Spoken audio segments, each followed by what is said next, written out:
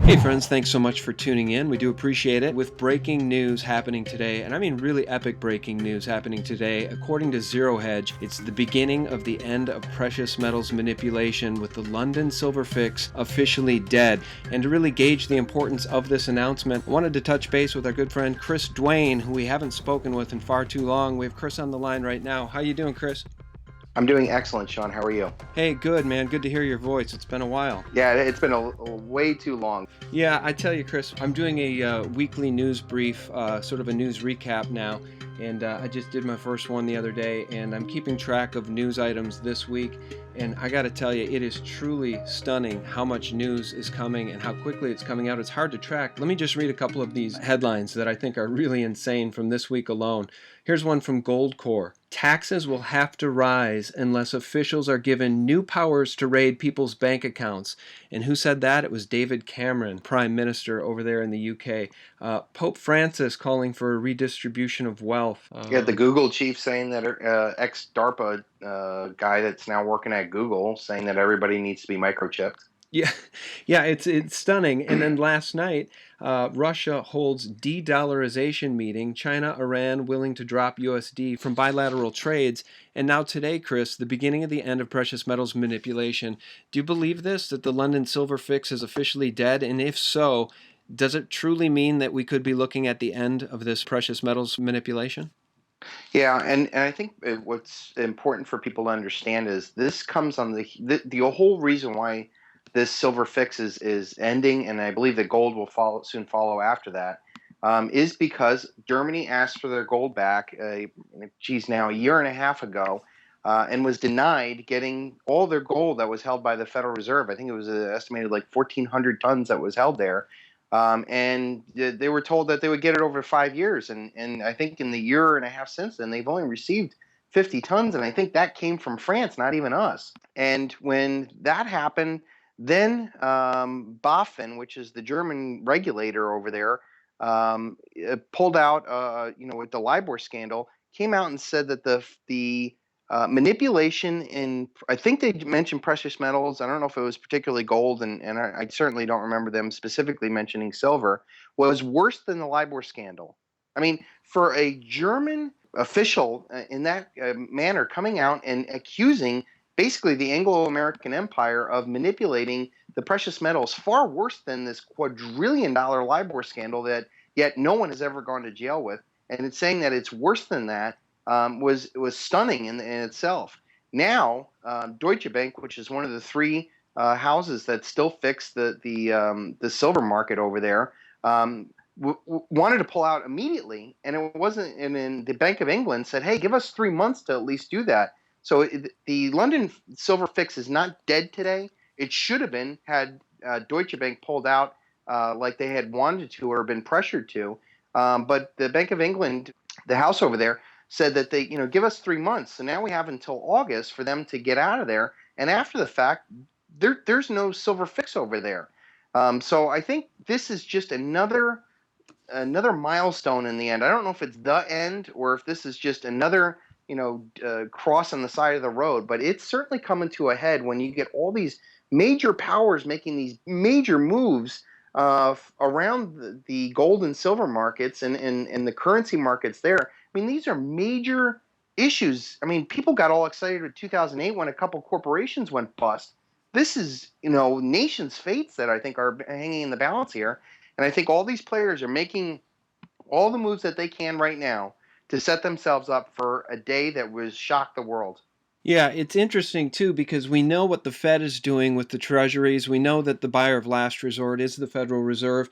And now today from Greg Hunter, we hear Paul Craig Roberts saying that the Fed is laundering treasury purchases to disguise what's happening. Well, if it's visible to me and it's visible to you and it's visible to our educated listeners, Chris, then they're not doing a very good job disguising anything, are they? I mean, the jig is up. Yeah, and I attribute this to this conscious awareness that is happening. When I first started speaking out for silver and doing the Sons of Liberty Academy, I really was under the idea that I could just wake up enough people to kind of tip the scale of human consciousness, and that the American people could withdraw their energy from the corporate banking powers and buy silver and find jobs that don't, empower these guys. And I think that what has happened is I don't think that the American people are going to wake up and do this. But what I can tell you, what I know for a fact has happened, the leaders of these nations that don't benefit from this scheme, Putin and the leader of China and Iran and India and all these other nations out there, and they're huge in size. I mean, in population and market cap or whatever, they're huge. And I tell you what, they're waking up and they're fully aware of what's going on, and they're making some stunning moves that, if I was in the position of Putin, I mean, he's playing such a perfect game right now. You begin to wonder, like, is this all scripted? Is this, is this something that's going to come to an end and end horribly for those that have benefited the most off of it, which is the American people? And don't you find it interesting that there are still those out there, and we get them in the comments section from time to time, and it's fine because they're amusing comments. They're not Hmm. educated comments, but they're just amusing comments. But the ones that say those of us that talk about manipulation are fear mongers. Yeah. Is it absolutely lost on these people that there is a twice daily gold fix? It's a twice daily gold fix, and most people didn't even know about the silver fix. I mean, with all this stuff now out in the wide open, with all of the criminality evident on Wall Street, with the high frequency trading scandals now blowing up everywhere and under the full microscope and lens of even the mockingbird mainstream media, this awakening that you're talking about really is a new paradigm, because those that have successfully stayed hidden behind the curtain for so very long, for literally centuries, Hmm. are no longer hidden, man. They're in Yeah. plain sight. And I mean, that Yeah. that makes this very exciting stuff. I mean, it's an exciting time to be alive, to watch this thing unravel. Well, not only are they now being exposed for all the games that they have, we also have the benefit on our side of the generations that are in charge of it now are the spoiled, rotten entrails of once genius men. I mean, no one can study the rise of Rockefeller and the Rothschilds and Warburg and Morgan and all these guys. These guys were geniuses. There's no other way to describe it. For them to amass so much wealth and power and do it under the radar of the consciousness of humanity and be able to, concentrate power and manipulate nations, they were brilliant men. But what have we been left with? We've been left with the third, fourth generation entrails of spoiled, rotten, entitled, arrogant masters of the universe who think that they have can continue the game, and they lack the ingenious nature that brought their families to power to be able to ride with the tide in a world where there will be no secrets. I mean, everything will be exposed by the time that this is over. And at the end of the day, anything that is done that is unnatural is will be shown. And as soon as the game, I use the analogy. You've seen the shows where the magician in the black hat shows how these amazing tricks are done, and as soon as you see how the trick's done, you can't even be fooled, even if you wanted to, by that same trick anymore. And that's what we have. We have a something for nothing scheme over and over and over and over again. In fact, I just posted a video on Monday called "They Want You," and in the video, I give a very simple formula for all the human suffering that has ever occurred, and it's collective populations, um, hierarchical structures, and then at the top of that you have psychopaths. And that's what ends up happening is that we as a humanity naturally want to work with other people, and we put ourselves into these little hierarchical structures. And once we're in there, we, for whatever good purposes we have, or the the good people or the good purpose of this, but over time there's always an element that arises inside of it that seeks to control and manipulate those beneath them, and these people always rise to the top. So when you start looking at that simple formula of collectivism and having these psychopathic people that are dedicated their whole lives to manipulating and controlling those beneath them for power and profit, I think humanity will start to see that. Why do we continue to do this over and over again? And I think that we can. I think we can eventually get to a place where we'll reach some sort of golden age where we'll no longer put up with empowering the worst in humanity the way that we have in the past. Yeah, I agree with you. And I want to just say this. When you talk about the ruling oligarchs and their offspring now being completely demented fools that are losing control of this system, I just want to actually quantify that with something that is truly an amazing piece of evidence of what we're talking about in terms of the epic corruption. Now, Chris, as you know, we just learned yesterday on Tuesday, we're having this conversation here on Wednesday, that Hunter Biden, the son of the vice president of this country, Yeah. is an insider, right, in a deal to be on the board of a You gas company in the Ukraine. Okay, so we know that this government supports the fascists and the Nazis in Ukraine. We know about the false flag at Odessa. We know about the Nazis that killed pro Russian supporters. And now we know in the wide open for the entire world to see the unbelievable hypocrisy of the fact that the son of the vice president of the country that's trying to overthrow a sovereign nation, which is now leading to the demise of the dollar, we see these people in the wide open install their own offsprings on the boards of gas companies they don't own.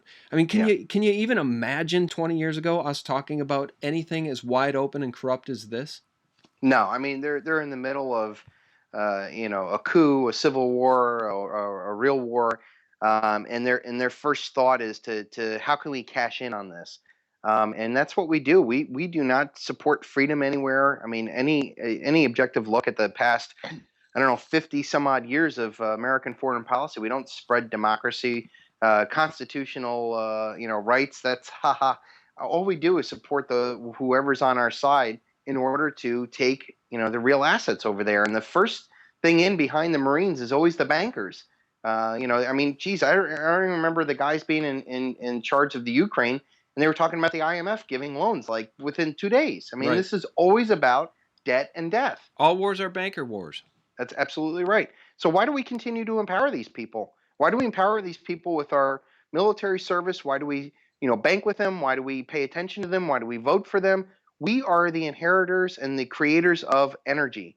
And the more that we can withdraw that energy from everything that's outside of our control, and certainly from the abhorrent nature of those that are running the system, and start focusing more of our power onto ourselves, into our relationships, and certainly into the physical wealth that we can hold, we'll disempower them and render them, completely useless. And if not, you'll be more independent from a system that is bound to fail. I mean, there's no way that the system can continue to charge ahead with the exponential growing debt, with the aging population, with our lack of standing in the world, declining energy resources, and just overall, decline of the society that we have. We're not gonna live the way that we did the last 30 years for the next 30 years. We'll be lucky if we, even recover from this one. I want to jump in and I want to support what you're saying, Chris, because what's evidenced by this collapse of confidence. I think you said our stature in the world or something to Mhm. that effect. Yeah. You're absolutely right. I've been making the point recently that I want people to remember who killed their dollar. Right? Because it's not Putin, it's not China, it's the people running this government that continue to push their criminality and their hypocrisy on the rest of the world. And now it's in the wide open because you know what? I think Putin and China and Japan and Saudi They're doing Arabia, what we're doing. They're everybody would have been withdrawing. willing to continue to trade these petrodollars because they don't want the Yep. world economy to crash. Everybody would have gone along with this scheme for another 50 years if it wasn't for the epic criminality of this government. So I want people to remember who killed their dollar because it is not going to be pretty when this happens. It's going to be ugly, and you and I have been warning about that for a very long time. Yeah, my most popular video on YouTube is called "The Three Coming False Flags," and it talks about how the criminal elite will never take responsibility for the eventual fall and collapse of the dollar and the American empire that's been built around it. They will blame some foreign country, whether it's Putin or China or Iran or whoever. They're going to try to externalize that anger of that collapse onto somebody else, never taking responsibility for their action. So they could shield a collapse of the dollar and try to mask it into getting us into another war, which would just empower the same guys that destroyed the country in the first place. And the other threat that I feel is that they'll use the collapse of the dollar to go after those that are speaking out truth. We've already seen, the restriction of gun rights.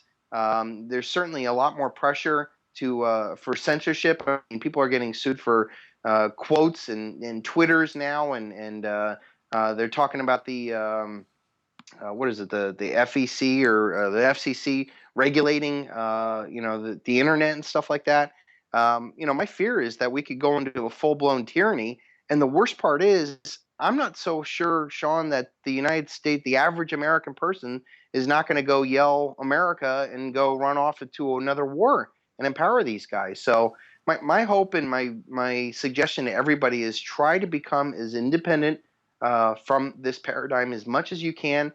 Certainly withdraw your wealth from it, and if you can, stop contributing your energy into the system and start building, real wealth, real skills, and real friends to help support you through the tough times. Yeah, and I just want to finish by saying when I say remember who killed your dollar, again, I want to say people are going to be programmed by the Mockingbird media to think of Vladimir Putin and to think of China and to think of those countries, Iran, the countries actively moving away or de-dollarizing, right? Those are the boogeyman that will be pointed to by the Mockingbird mainstream media. But I want people to remember the faces of people like Timothy Geithner and Jack Lew and Barack Obama and Joe Biden. Now, when reporters asked the press secretary about this situation where the son of the vice president is now sitting on Ukraine's biggest gas producer on their board, the response was, well, we don't have any problem with this because he's a private citizen. And then they were asked what the difference is between Russian oligarchs that this government has accused Russia of having, of being an oligarchy. What's the difference between those oligarchs and Biden's son? And the response was, well, he's a private citizen. We have no problem with this. It's just how about outlandish hypocrisy. Janet Yellen, the head of the Fed in front of Congress, couldn't tell us what kind of system we have. Is it capitalistic? Is it an oligarchy? What do we have? And she couldn't even answer that. Yeah, that shows you how horribly we are. Her response was, I would prefer not to use labels. I don't know why she would be afraid to use labels like a republic. That's not necessarily the most outlandish thing. It's certainly not offensive. But she didn't want to use the label republic. And the reason she didn't want to use it is because she couldn't use it because we no longer have a republic by and for the people. We've got some sort of totalitarian, authoritarian system by and for the oligarchs. Well, you could always bring it right back to let me control the money, and I don't care who's in office. Lord Rothschild said that. And since the foundation of the Federal Reserve, and certainly it's progressed more, we don't have a free market. We certainly don't have a representative government. We have lost our rights to the with the Constitution. Our name has been trashed all over the world with all the hidden things that we have done in our foreign policy and the raping and killing of this world. And there will be a payback for this. You cannot continue to go against the tide of the universe and not have a horrible, horrible comeback. And I think the sad thing is I think far too many people don't realize that they have empowered all this evil and turned a blind eye as they've huddled off to the mall every weekend and gone to Disney World and kind of put their mind to rest. But we ultimately are the ones that empowered these guys, and we're the ones that need to to turn things around, at least at an individual level. I'm not advocating that we waste our time and energy trying to fix Washington. That's never going to happen. When we talk about a free market and trying to gain a free market back, and I think we should talk about your new site that you set up. It's the Silver Shield Exchange. Now, I've not bought or sold silver or precious metals on that site yet, but I think the idea is that there would be a lower cost of overhead of selling your precious metals should you need to, or buying them. Certainly a better deal than eBay, right? Yeah, I mean, I've found that the closer you can get from the buyer and the seller, the better off we are. And I was shocked.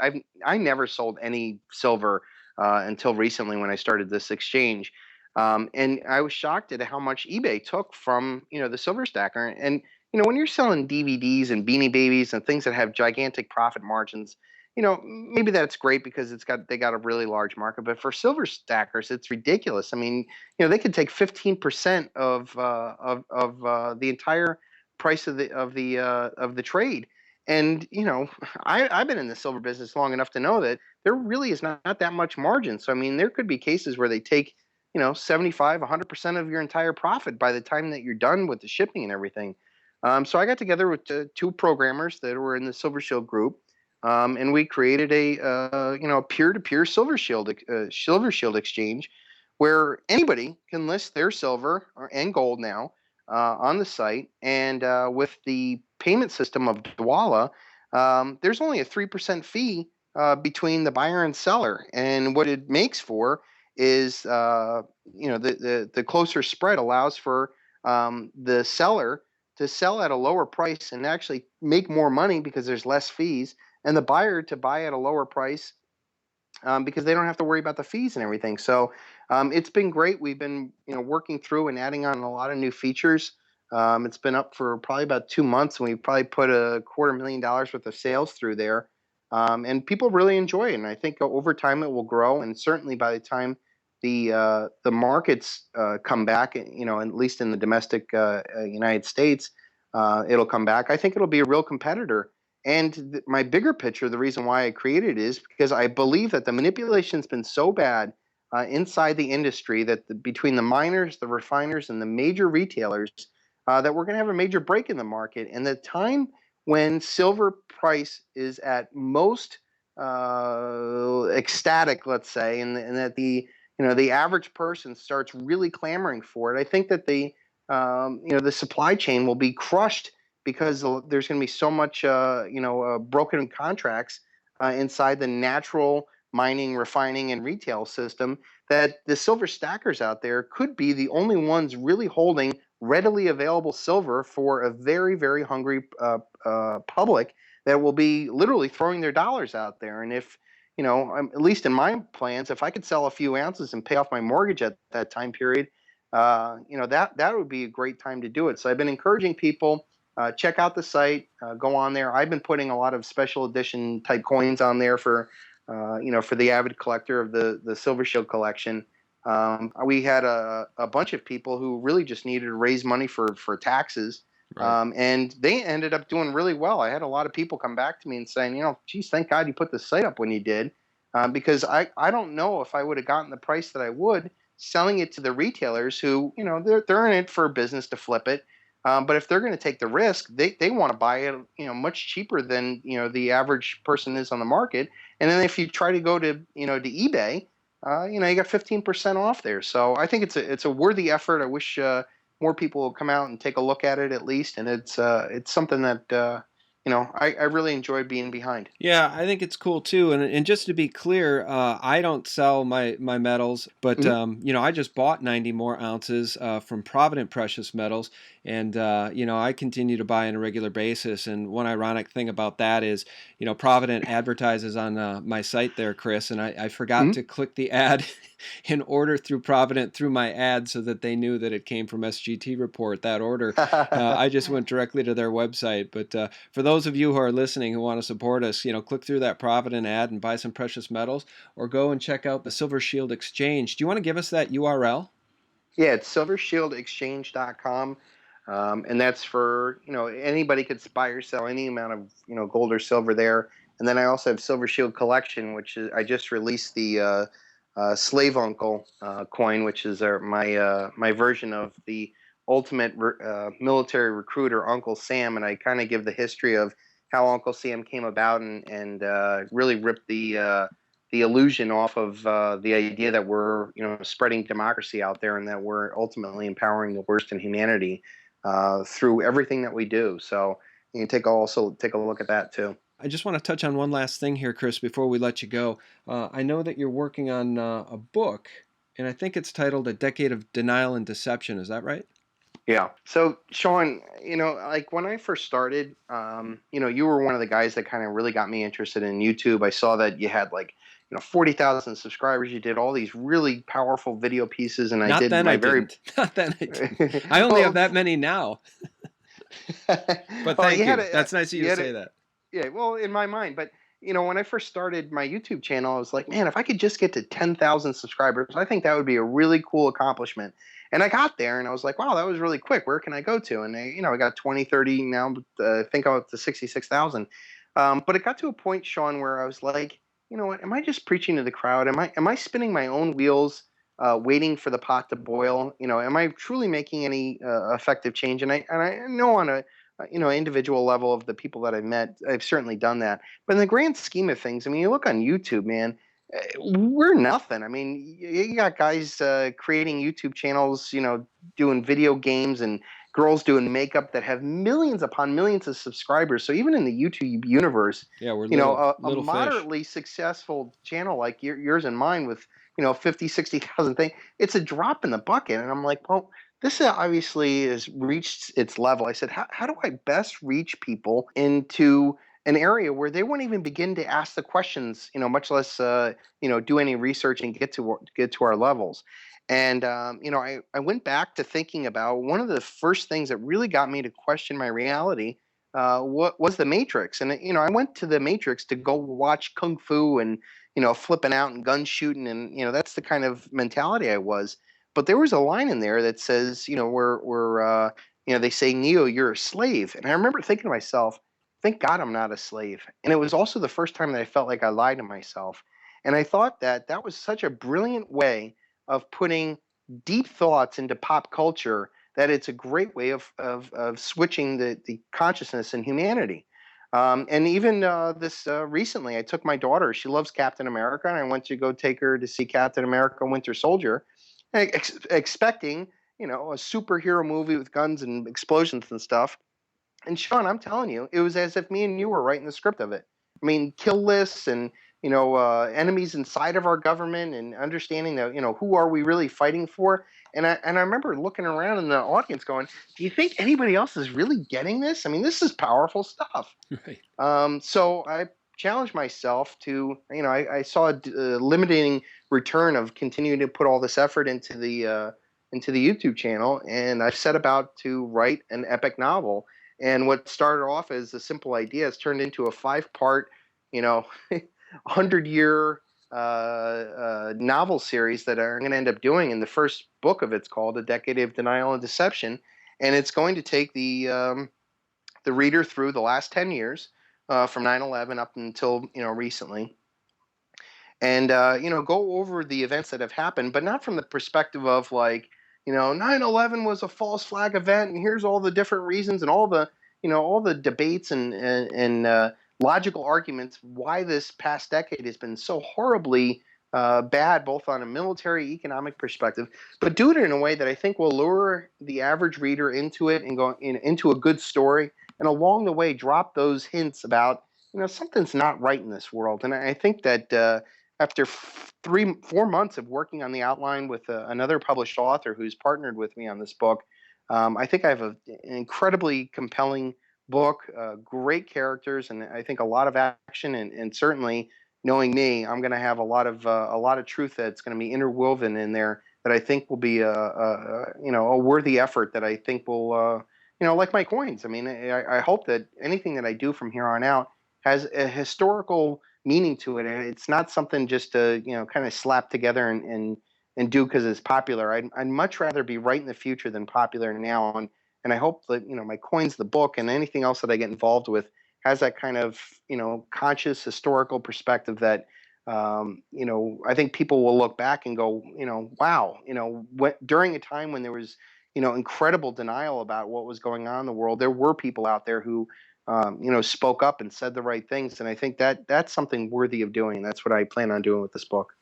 Yeah, that's really cool, man. I look forward to reading those. I think that, what you've tried to do and what I've tried to do is sort of document this collapse, right? I mean, this thing Hmm. that we see unfolding around us is real and it's quantifiable, and every day there's more and more evidence of it. I mean, this de-dollarization is happening, and, it's a process that is quickening, and it can't be stopped. And I think that all you've ever tried to do is to educate people about the monetary system so that they might be able to protect themselves against a Yeah. worst case event. And I think that anybody listening who has physical precious metals, yes, it's been a hard run since May 1st, 2011, when they smacked silver down $6 in a matter of minutes or seconds on that Sunday night, taking it from 49 down to 43, and it's been ugly ever since. That's true. But what is also true is that this quickening of the collapse of the dollar is happening. It cannot be denied. And, one day, I don't know when, Chris, but one day we'll be having a conversation again where we really are We're talking about that day. The dollar's died, and maybe we'll be talking about hyperinflation or God knows what else. Yeah. But hopefully those that have been listening to you for these past few years are going to be better positioned than those who mocked you or mocked me or mocked this message. Yeah, and just the announcement today that they're ending the silver rigging, and how about the CME? I mean, they're coming out talking about limiting the amount that gold and silver rise and fall. Well, certainly didn't have a problem with that over the last 3 years with waterfall, attacks and raising the margins and stuff. The only reason why they would bring up such a regulation now is because they fear the price of gold and silver going up too fast. I can't imagine them, at 3 years into this bear market of silver, that they're worried about another collapse.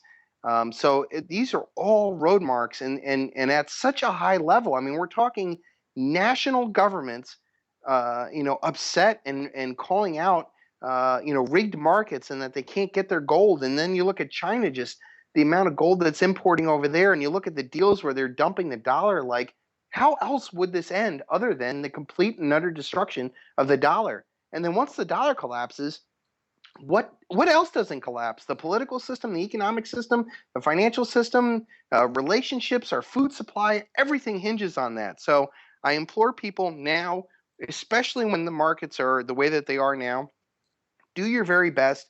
Get your house in order, because the time is going to come when your family could be looking up at you, your neighbors, and you may be the backbone of the beginning of a new society there. Well, that's right. And, from the ashes, we will have to rebuild. And hopefully we can rebuild a republic once again by and for the people. Well, Chris, everybody knows they can find you on YouTube. Can you remind them, too, what your website is?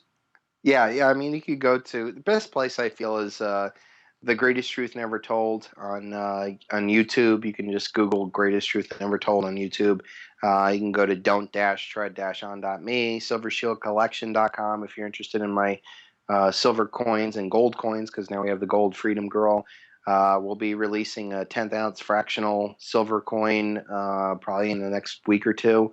I just released Slave Uncle, which is a pretty cool coin, and that you'll never see anywhere else. One of my followers said, Chris, how cool would it have been if Patrick Henry or Thomas Jefferson, minted coins, mocking the king, and making a skull version of him, and calling out the debt and death paradigm of the age. And those kind of coins 200-300 years ago, if they existed, would have been the ultimate collector pieces. And he says, here are all the coins that you're doing now ahead of even in a larger event, because I believe the dollar collapse is going to be the single largest event in human history. These will truly be appreciated from generations to come. So, like I said, I try to keep a historical perspective on all the stuff that I do, and hopefully it'll be appreciated, if not now, certainly in the future. Well, I do appreciate that Slave Queen coin. That is one of my favorites, and I've got a couple tubes of those, as you know, Chris. Yep. Always been a fan of your coins. Guys, please check out, well, you're welcome. Guys, please check out Chris's new site, Silver Shield Xchange, and our guest has been Chris Duane, my buddy Chris Duane. Thanks for joining us, Chris. Thank you, Sean. It was a pleasure speaking to you, and we'll have a good time until the next time. All right, until the next time, my friend. And guys, thanks so much for tuning in. Thanks for visiting us at SGT Report and thelibertymill.com. We wouldn't do it without you. We couldn't do it without you. So thanks so much for your support. Have a great one.